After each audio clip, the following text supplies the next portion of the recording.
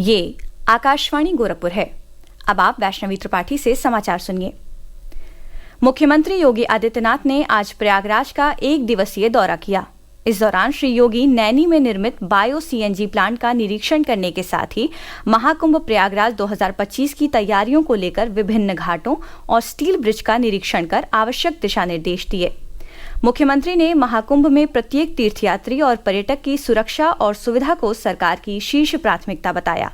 उन्होंने कहा कि डबल इंजन की सरकार यात्रियों की सुविधा के लिए हर संभव प्रयास कर रही है। देश और दुनिया प्रयागराज कुंभ में आने के लिए उत्सुक है। उत्तर प्रदेश और देश के इस सबसे बड़े आध्यात्मिक और धार्मिक समागम को अपनी आंखों से देखना चाहता है। 144 वर्ष के बाद महाकुंभ का यह मुहूर्त आ रहा है और इस महा समागम का साक्षी देश और दुनिया बनना चाहता है। इसके लिए हर प्रकार की व्यवस्थाएं डबल इंजन की सरकार ने, केंद्र और राज्य सरकार ने मिलकर के, यहाँ पे प्रशासन और पुलिस ने मिलकर के, मेला प्राधिकरण के साथ मिलकर के इन सभी कार्यक्रमों को युद्ध स्तर पर आगे बढ़ाने की तैयारी की जा रही है। मुख्यमंत्री योगी आदित्यनाथ गोरखपुर के चरगावा स्थित नवीनीकृत राजकीय कृषि विद्यालय के नवनिर्मित प्रशासनिक भवन और छात्रावास के लोकार्पण 2 जनवरी को करेंगे। इस कृषि विद्यालय में कृषि से जुड़े मास्टर ट्रेनर, कर्मचारियों और प्रगतिशील किसानों को प्रशिक्षण दिया जाता है। राजकीय कृषि विद्यालय के नए प्रशासनिक भवन के निर्माण पर 9.88 करोड़ रुपए तथा हॉस्टल के निर्माण पर 9.08 करोड़ रुपए की धनराशि व्यय हुई है। मुख्य विकास अधिकारी संजय कुमार मीना ने बताया कि राजकीय कृषि विद्यालय के बन जाने से अधिक संख्या में किसानों को खेती किसानी की नवीनतम जानकारियों से रूबरू कराया जा सकेगा। नए साल के प्रथम दिवस पर अयोध्या में श्री रामलला, वाराणसी में काशी विश्वनाथ के साथ प्रदेश के प्रमुख मंदिरों में श्रद्धालुओं की सुरक्षा के लिए पुख्ता प्रबंध किए गए हैं। वाराणसी में स्पर्श दर्शन पर प्रतिबंध रहेगा। आने वाले श्रद्धालुओं को सुलभ दर्शन कराने के लिए मंदिर प्रबंधन की ओर से तैयारियां की गई हैं। एक अनुमान के मुताबिक 8 लाख से ज्यादा भक्त जनवरी माह के प्रथम दिन काशी विश्वनाथ के दर्शन प्राप्त करते हैं।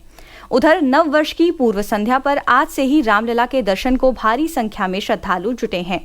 इन श्रद्धालुओं को सुचारू रूप से दर्शन कराने में प्रशासन को अतिरिक्त व्यवस्था करनी पड़ रही है।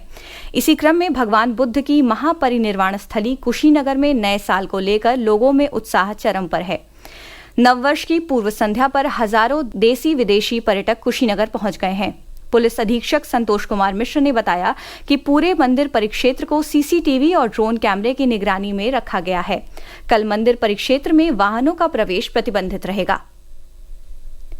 पूर्वोत्तर रेलवे में कल से नई समय सारिणी लागू हो जाएगी। इसके चलते हमसफर एक्सप्रेस के साथ 68 ट्रेनों के आने और जाने के समय में परिवर्तन होगा।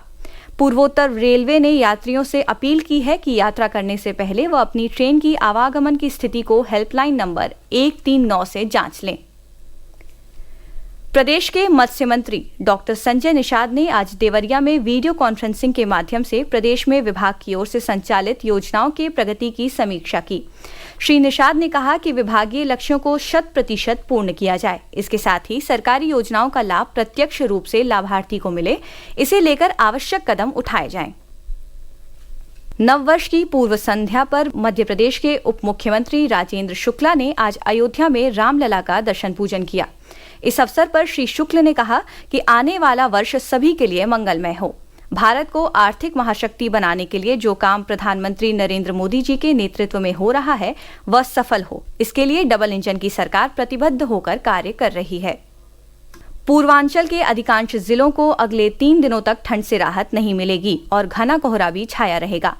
मौसम विभाग के अनुसार तापमान में भी 4 से 6 डिग्री तक गिरावट होने के आसार हैं। मौसम में उतार चढ़ाव से लोगों को स्वास्थ्य संबंधी परेशानी, खासकर सर्दी, जुकाम, खांसी और टॉन्सिल की समस्या भी बढ़ रही है।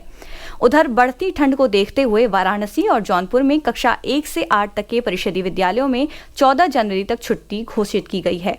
माना जा रहा है कि पूर्वांचल में पश्चिमी विक्षोभ के प्रभाव से कोहरा कम होने पर तापमान में फिर से वृद्धि की संभावना है। इसी के साथ क्षेत्रीय समाचार समाप्त हुए। नमस्कार।